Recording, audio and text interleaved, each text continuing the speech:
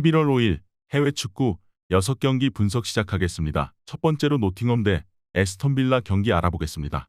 노팅엄은 최근 무승이 길어지며 강등권 커트라인으로 추락했다. 홈에서는 승점 한 점 경기를 자주 했지만 원정에서의 부진이 뼈아팠다. 그래도 부상자 이슈로 고전했던 지난 시즌과 달리 이번 시즌은 스쿼드의 부상 이탈이 적다. 엘랑가와 아워니 등 최전방 공격수들도 역할을 하고 있고 니아카테와 볼리의 수비 라인도 경쟁력은 있다. 빌라는 타이트한 일정에도 리그와 유럽 대항전에서 좋은 성적을 내고 있었는데 주중에 리그컵 일정이 없었기에 충분히 쉬고 이번 원정 경기를 맞이할 수 있다. 3라운드 경기에서 에버튼에 패하고 탈락했었다. 와킨스와 루이즈, 맥긴과 토레스 등 주축 선수들이 모처럼 일주일을 푹 쉬고 경기에 나서기에 경기 초반부터 활발한 움직임을 보여줄 것이다. 빌라의 승리를 본다. 노팅엄은 호벤에서 영입한 볼란치 상가레를 비롯해 망갈라가 중원에서 상대 공세를 잘 막아내며 경기 흐름을 쉽게 주지 않는다. 그러나 루이즈와 틸레만스, 카마라 등이 나서는 빌라 중원은 이번 시즌 리그 최정상급 경기력을 보여주고 있다. 또 잉글랜드 국대에서 케인 다음에 두 번 스트라이커인 와킨스의 최전방 존재감도 크기에 빌라가 경기를 지배할 것이다. 이번 경기 에스턴 빌라 승을 추천합니다. 핸디 언어버 및 최종 조합은 고정 댓글 링크를 통해 가족방에서 확인해주세요.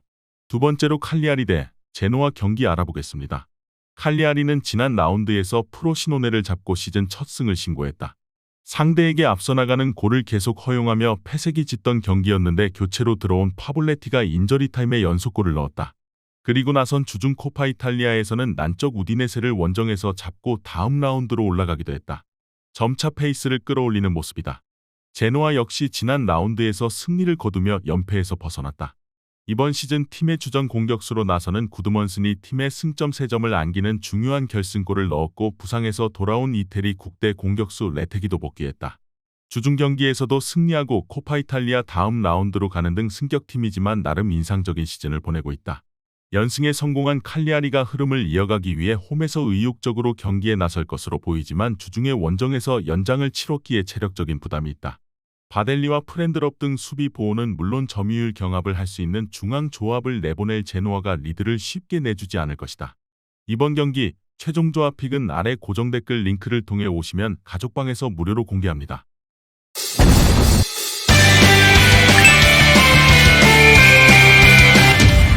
세 번째로 FC 낭트 대 스타드 랭스 경기 알아보겠습니다.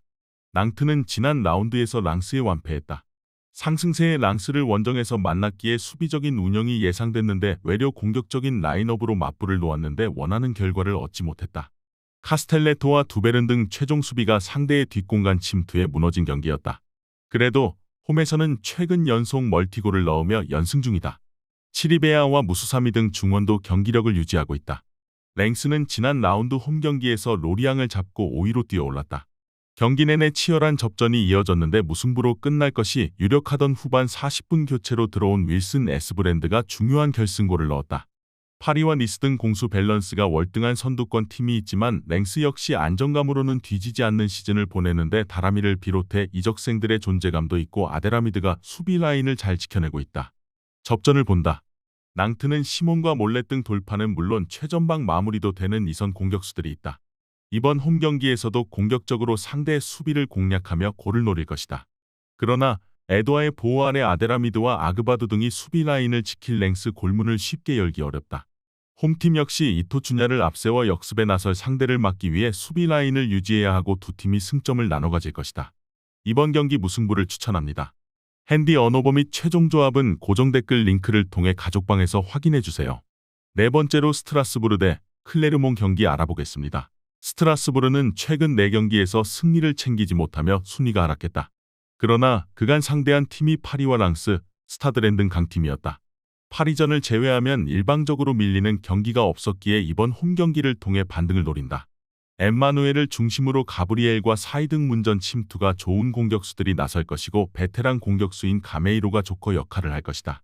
클레르몽은 리옹 상대로 시즌 첫 승에 성공했지만 다음 경기에서 니스에 패했다.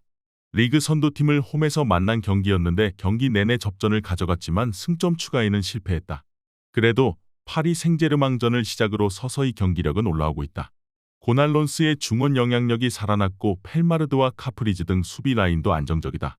원정이긴 하지만 고날론스와 가스티eng으로 이어지는 중원 경기력이 살아났고 최종 수비 보호가 되기에 쉽게 상대가 골문을 열 수 없다. 안정적인 경기 운영을 바탕으로 상대의 공세를 막아낼 수 있고 알레비냐와 기니콜손 등이 역습을 노릴 클레르몽이 우세할 것으로 예상된다. 이번 경기 최종 조합픽은 아래 고정 댓글 링크를 통해 오시면 가족방에서 무료로 공개합니다.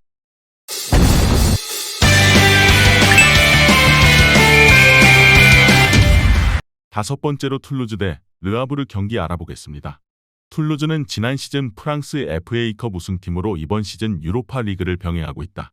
오나이우와 반덴부만 등 주축 선수들이 팀을 떠나긴 했지만 전력 보강도 착실하게 했기에 이번 시즌 더 좋은 성적을 노렸는데 시즌 출발은 기대를 충족시키지 못하고 있다.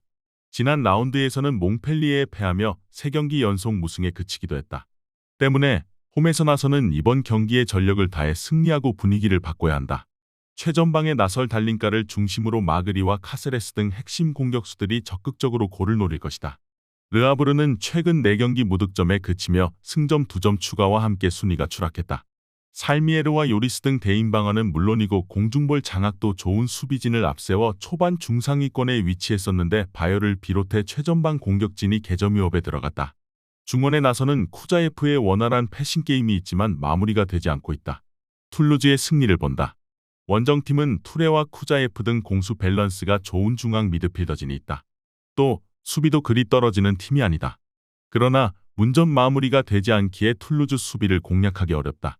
달린가가 기회를 확실하게 해결할 툴루즈가 승리하고 최근 무승에서 벗어날 것이다. 이번 경기 툴루즈 승을 추천합니다. 핸디 언어버 및 최종 조합은 고정 댓글 링크를 통해 가족방에서 확인해주세요. 마지막으로 볼프스부르크 대 브레멘 경기 알아보겠습니다.